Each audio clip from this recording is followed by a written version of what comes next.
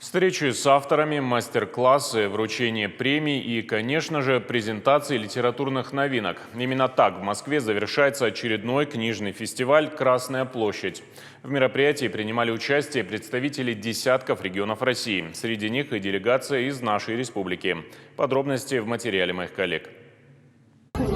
Заключительный день книжного фестиваля «Красная площадь» гостям запомнится надолго. Делегация из Северной Осетии представила ряд региональных книжных проектов, а также серию книг, посвященных 1100-летию крещения Алани. Ну а самой вкусной частью презентации стало угощение традиционными осетинскими пирогами. До этого момента я мало знал о осетинской культуре. И вот спасибо вот этим людям о том, что дали мне познакомиться с этой культурой. Это была действительно очень яркая презентация, где были показан колорит региона. Участники приехали не с пустыми руками, угостили москвичей осетинскими пирогами, национальными напитками. Действительно, почаще нужно такие мероприятия проводить в рамках таких фестивалей, чтобы москвичи знакомились с культурой России. Главный литературный праздник в стране завершается в день рождения Александра Пушкина. За 4 дня он объединил читателей и писателей в одном месте на главной площади страны. Более 300 издательств из 60 регионов страны представили региональную литературу, в их числе и Северная Осетия.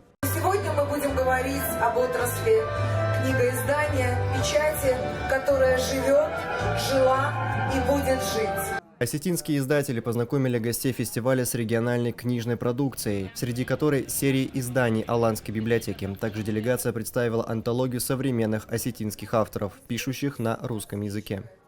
Что хотят читать жители других регионов, жители столицы, наши земляки.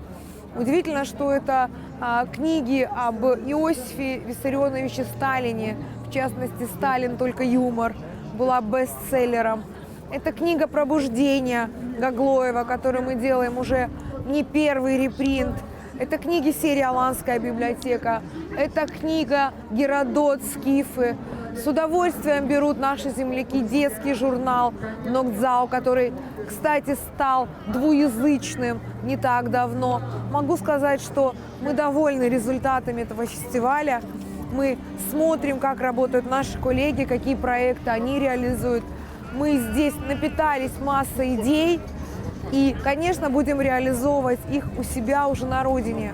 Продолжением книжного фестиваля станет вторая книжная ярмарка «Бакашем Иума», которая пройдет 18 июня во Владикавказе.